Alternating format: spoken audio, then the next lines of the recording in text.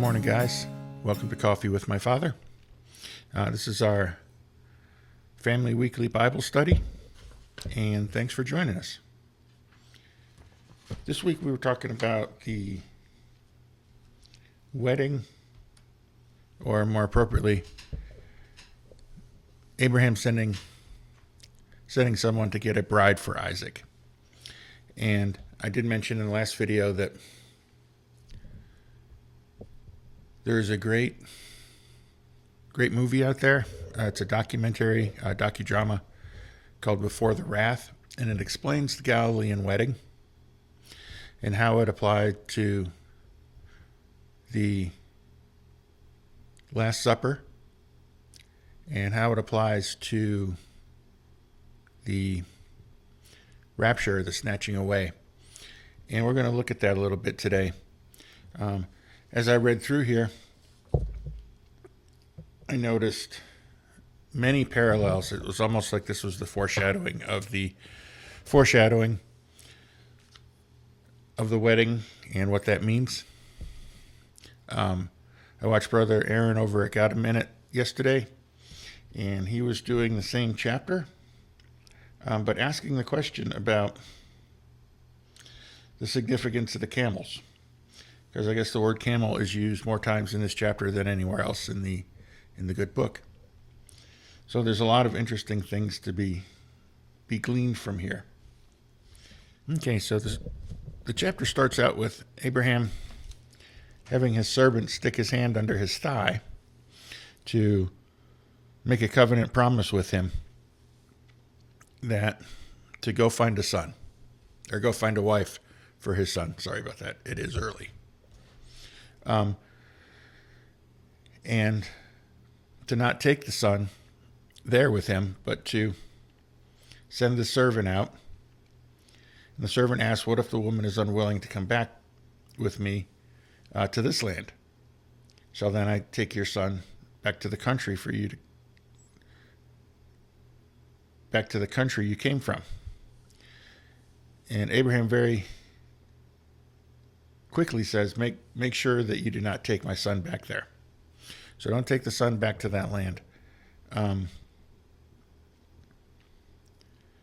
he goes on to say that that the Lord will send an angel before him so that he can get a wife for his son. And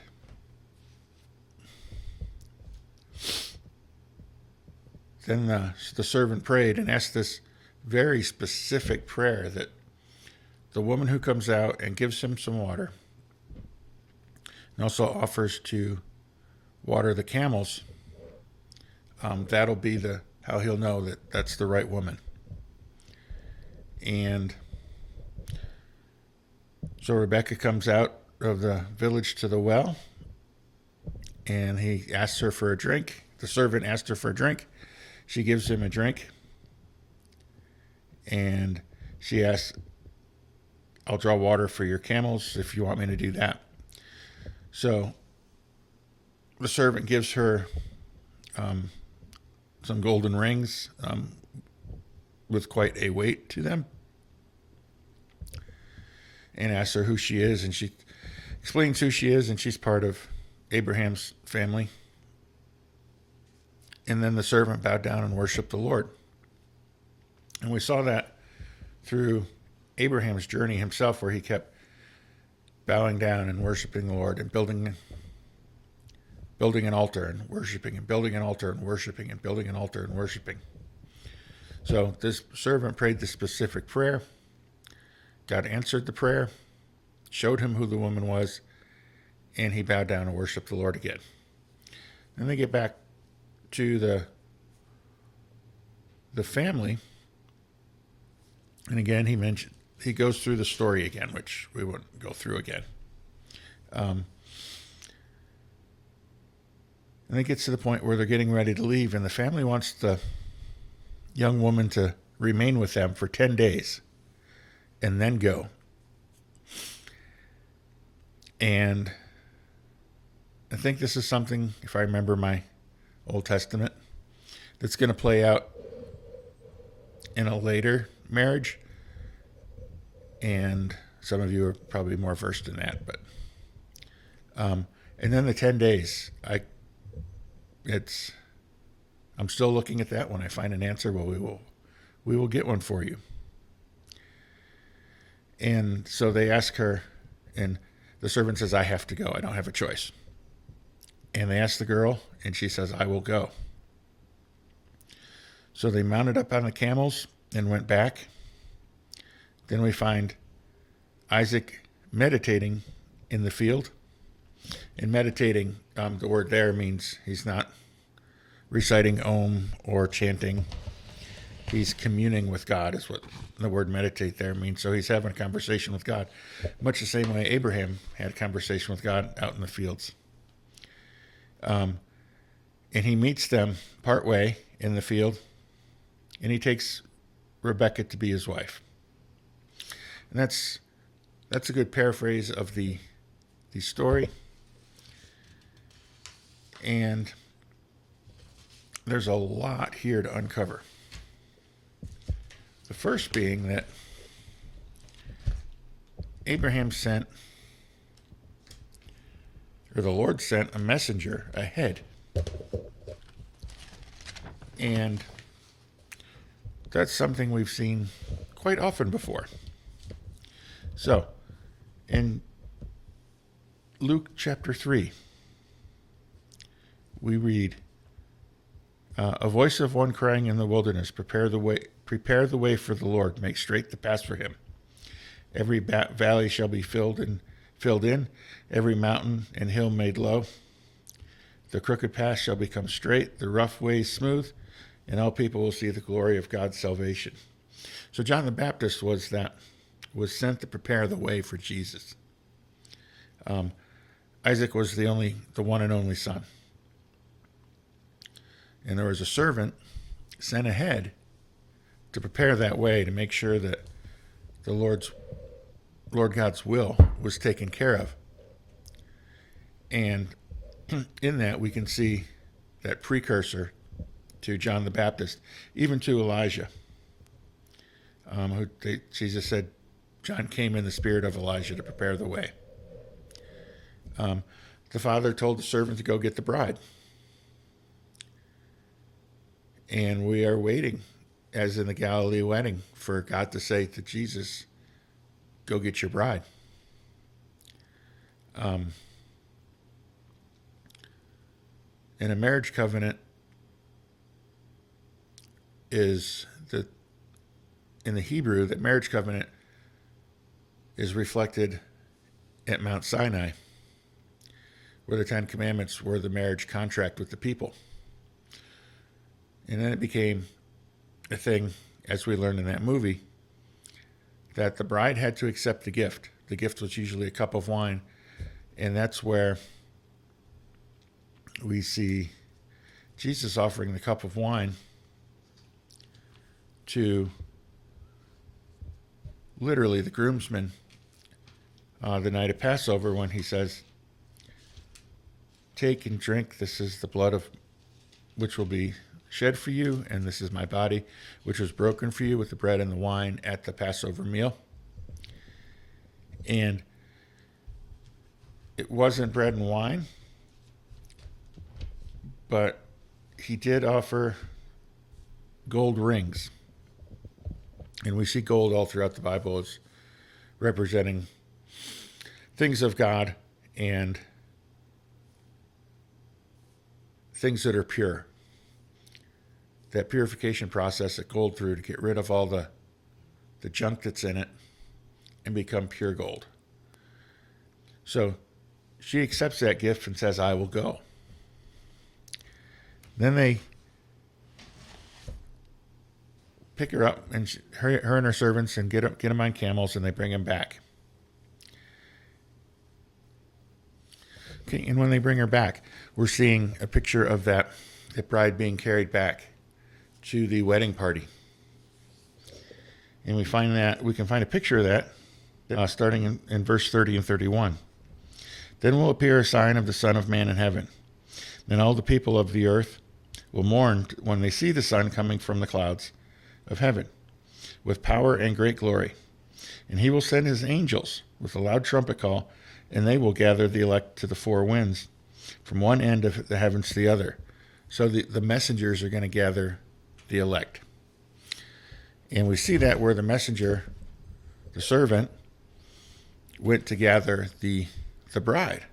And she accepted, and she's going to go back with him. Then we see Isaac in the field. And I want to take you to Thessalonians.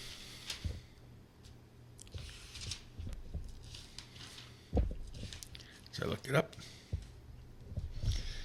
And I found this an interesting connection. In 1 Thessalonians 4:16 through, we'll go to 18. This is very familiar nowadays, this verse. These verses. It says, "For the Lord himself will come down from heaven with a loud command, with the voice of the archangel, with the trumpet call of God, and the dead in Christ will rise first. And after that, we who are still alive and are left are caught up together with him in the clouds to meet the Lord in the air, so that we will be with the Lord forever. Therefore, encourage one another with these words." And as I was reading in Genesis about the wedding and about Isaac being in the field and the bride coming and he met her, I found it interesting that he met her part way. And as we're going through this and how this applies to the rapture, I see that where Jesus is coming halfway down. We learned in Matthew that the angels are going to come and gather the elect. So Jesus is coming part way. And Isaac went part way to receive his bride. And he received her, and they consummated the marriage, and Rebekah became his wife. But the thing that remains is, why is Jesus not coming all the way to the ground? And I believe the answer there is that, like Isaac, it wasn't time for Isaac to go. It's not going to be time for Jesus to come to the earth. And we read in Ephesians 2, verses 1 and 2.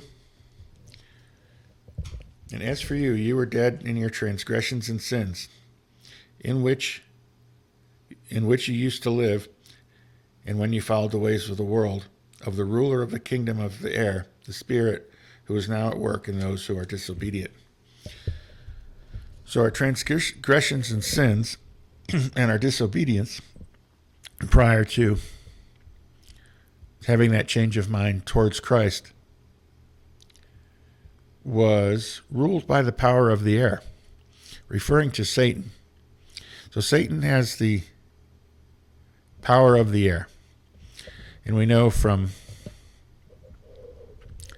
the story of Jesus in the wilderness that Satan does have power here on earth. Pretty much we've given it to him. But there's two things possible here. That when Jesus comes down, he shows and gets the church and the bride. He shows his full power by coming and stopping in the air. That Satan's really not in control, that Jesus is the one that is in control. And Satan is powerless in his realm of the air to do anything about it. The other thing is that maybe it's not his time yet. Because when he comes down, we read it in Zechariah that when Jesus steps down on the Mount of Olives, puts one foot on the Mount of Olives and one foot on the Temple Mount, and the Mount of Olives splits, that's the beginning of the end of the world as we know it. That's the second coming, where Jesus comes to rule and reign, and the final battle, the final battle is fully decided.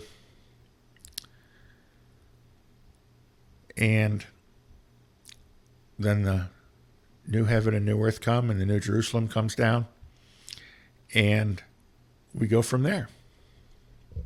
Do another video this week later. We'll talk about the two brothers, Jacob and Esau, and their troubles. But there's a lot of things to unpack in these chapters. I just hope that I did them a little justice and gave you maybe a new perspective. As I read it, I was having a hard time not seeing the Galilean wedding ceremony and in its infancy in that story. So, thanks for listening. God bless. Have a great week. As always, like and share. Subscribe. And we are in the beginning of the month of Ramadan, so we are expecting some things to be going on. So make sure you stayed prayed up, stay in your word, and don't stray from the flock too far. Jesus will come get you, but don't be out there away from the source of life and joy and peace. Don't let this month take your peace. Take a break from the news and all the stuff that's going on. Again, thanks. God bless and have a great day.